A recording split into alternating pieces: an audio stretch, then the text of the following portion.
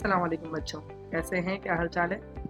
तो भाई हम लेकर आए हैं आज अब आपके लिए सेकेंड ईयर के जो मैंने पेपर बनाया था फाइनल टर्म का, तो उसका मैं एमसीक्यू सॉल्व करूंगा। अभी मैंने इससे पहले जो वीडियो बनाई उसमें आप लोगों को मैंने बताया कि एमसीक्यू को किस किस तरीके से आप सॉल्व कर सकते हैं।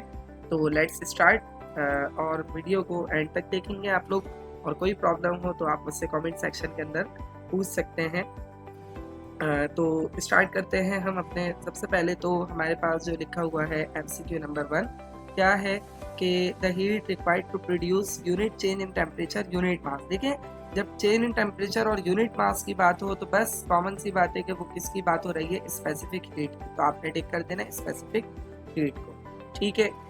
उसके बाद आपके पास आता है the difference between molar specific heat at constant pressure यानी कि Cp माइनस Cv। तो बच्चों को पता है कि वो किसके बराबर होता है, R के।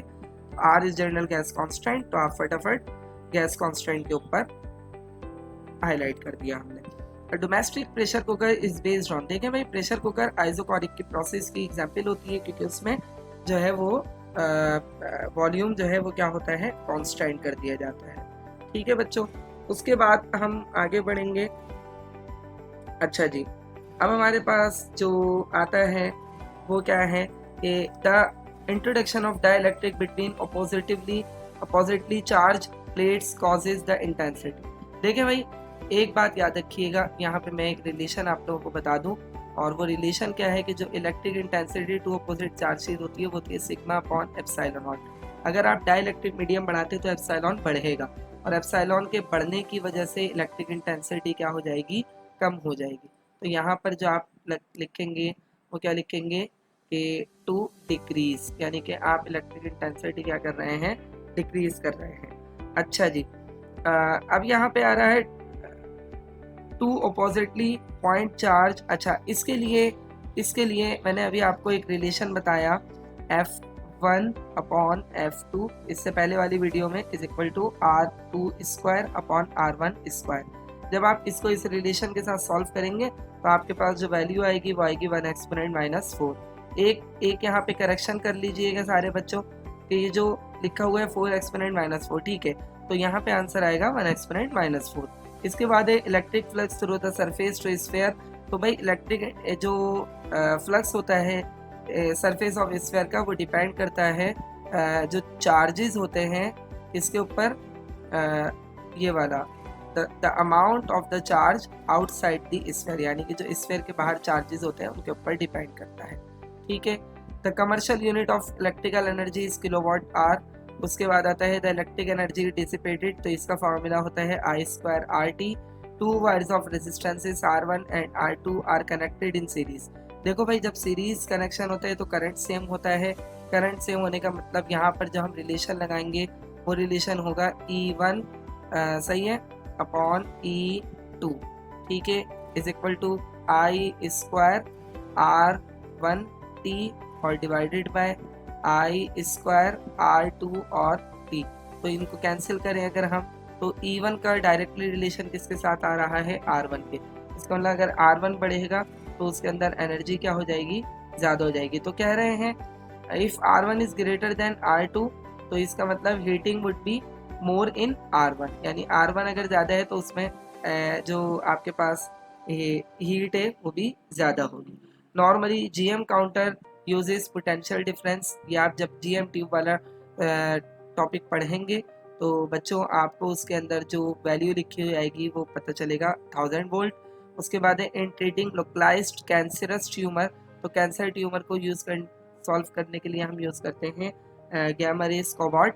When nucleus emits an alpha particle, मैंने अभी आपको लास्ट वीडियो में बताया जब अल्फा डीके होता है तो एटॉमिक नंबर डिक्रीज होता है बाय 2।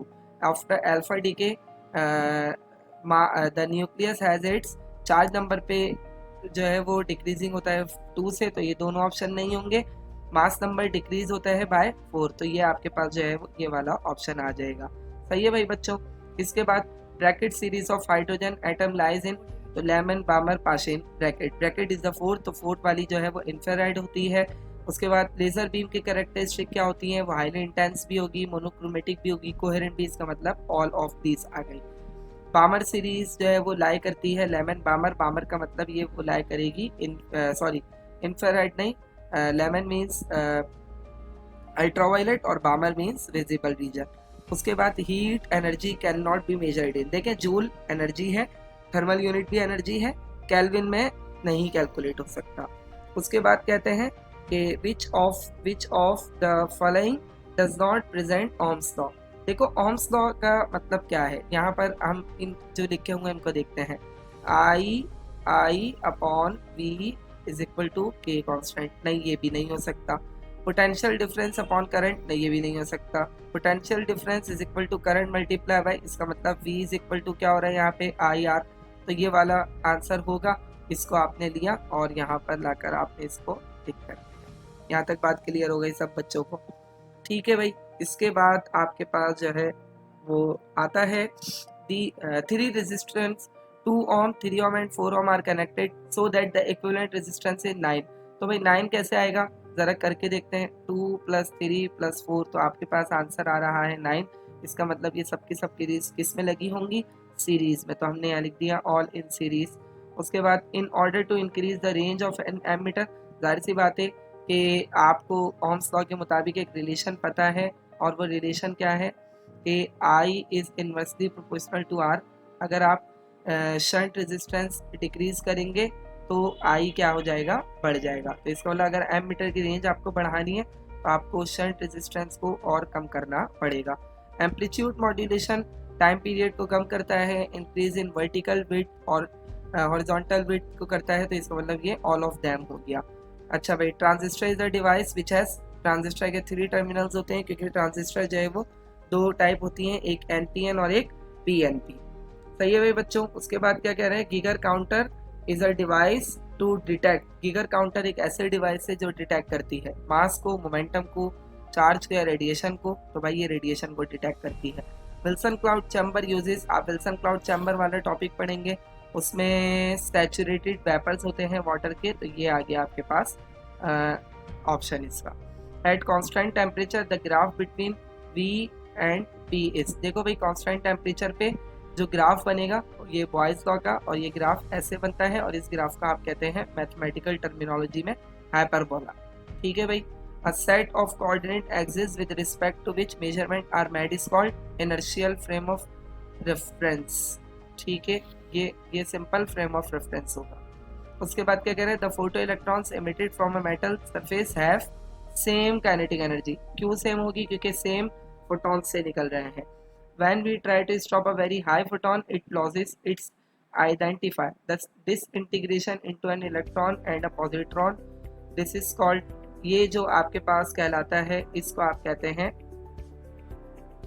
इसको आप कहते हैं एनिहिलेशन। ठीक है, एनिहिलेशन। उसके बाद the force acting on a charge particle projected into a magnetic field of induction is maximum when the angle between B and velocity. देखो भाई हमेशा एंगल जो है वो 90 डिग्री होता है मैग्नेटिक फील्ड का और वेलोसिटी का, अपना लेफ्ट हैंड रूल के मुताबिक। What is the capacity of a capacitor, आपको कैपेसिटी कैलकुलेट करनी है। कैपेसिटी का फॉर्मूला क्या होता है, हम कैलकुलेट करते हैं, Q is equal to C और V। चार्ज कितना गिवन है आपको, चार्ज आपको गिवन है 1 कूलम, और C ऐसे ही, और 1 वोल्ट, तो 1/1। तो आपके पास जो C की वैल्यू आ गई बच्चों, वो कितनी आ जाएगी, 1 farad. A current of 1.6 ampere is drawn from a battery for 10 minutes. इसका मतलब आपके पास जो है वो करंट कितना गिवन है, 1.6 एम्पेयर मल्टीप्लाई 10 मिनट का मतलब 600, और 600 को जब आप मल्टीप्लाई करेंगे 1.6 से, तो आपके पास जो आंसर आएगा वो आंसर होगा 960। According to Lenz's law the EMF opposes the change that induces EMF, तो ये बैक EMF कहलाता है। ठीक है। Transistor never be used as, rectifier use होता है, एम्पलीफायर यूज होता है, स्विचर यूज होता है, transistor as a modulator use नहीं होता। ठीक है भाई बच्चों, तो मुझे उम्मीद है कि आप लोगों को ये चीज़ क्लियर हुई होगी, और फिर भी कोई मसला हो, कोई कन्फ्यूजन हो, तो आप लोग मुझसे कमेंट सेक्शन के अंदर पूछ सकते हैं। अपना बहुत ख्याल रखिएगा, तैयारी बहुत अच्छी रखिएगा। फी अमानिल्लाह, अल्लाह हाफ़िज़।